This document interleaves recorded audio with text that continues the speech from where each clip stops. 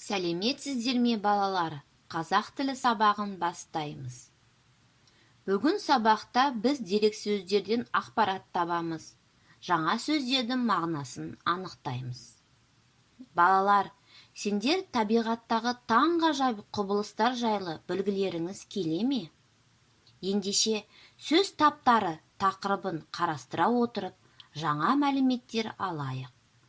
Ол үшін тапсырмаларды орындаймыз. Алдымен мына жұмбақтың шешуін табамыз. Жарқылдаған соң жанағы, суға бөкті бар алап, көкте түрлі жолақты, өрнек тұрды ғаламат. Бұл не?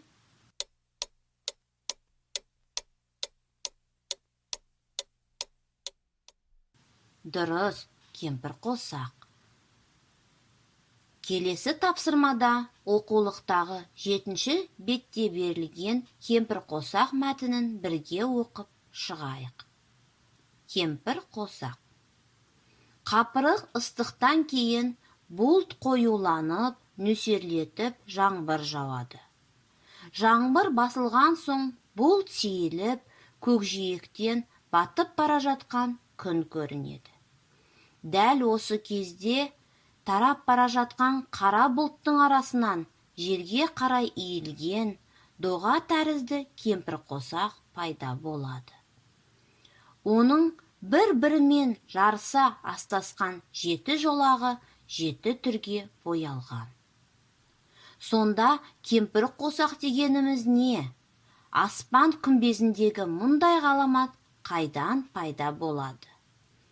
Бұған себепші болған нәрсе былайша ақ болып көрінгенімен, шындығында 7 түстен тұратын жарық сәуле кәдімгі күннің жарығы екен. Балалар, бұл көркем мәтін бе, әлде ғылыми танымдылық мәтін бе? Жарайсыңдар, бұл ғылыми танымдылық мәтін.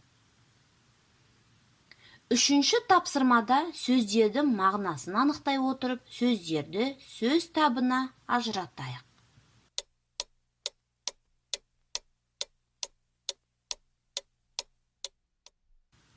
Қапырық, сын есім. Нөсерлету, етістік. Сейілу, етістік.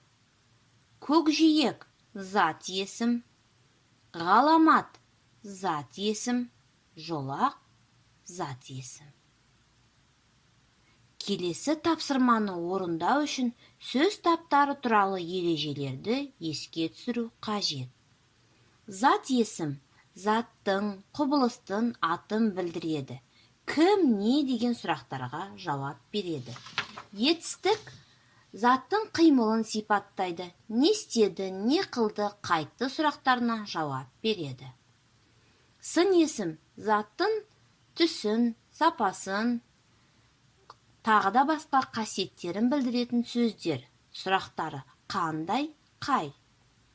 Сан есім заттың санын, мөлшерін, ретін, шамасын білдіретін сөз табы.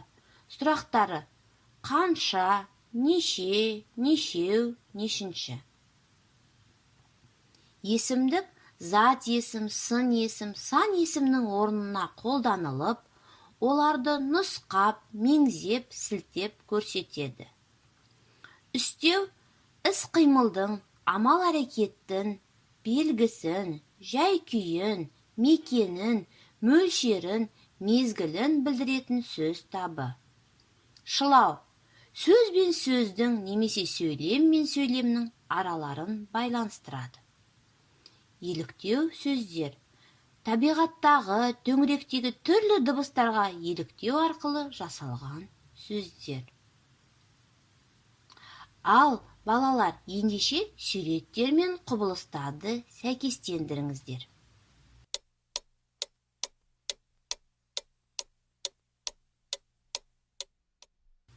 Бұршақ ірілі, ұсақты түйіршік түрінде жауатын жауын-шашын түрі.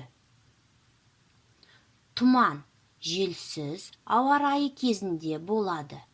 Ауа салқындағандықтан оның құрамында су буы белгілі бір температурада тамшыға айналады.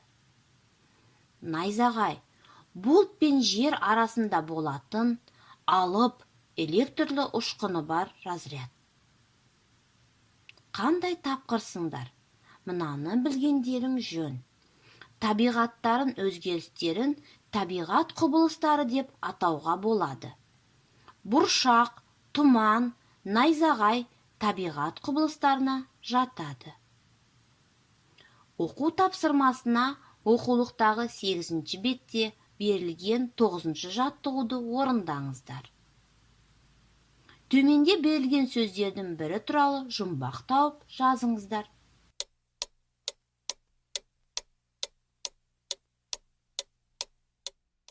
Мысалы, құлағы мен көзі жоқ, жоқ тіпті қол мен аяғы, бірақ ғажап өнерпаз мәнерлеп ояды. Бұл қырау. Сендер де осылай тауып жаздыңдар деген ойдамын. Балалар, кемпірқосақ рефлексиясы арқылы сабаққа кері байланыс беріңіздер. Осымен біздің сабағымыз аяқталды. Сау болыңыздар.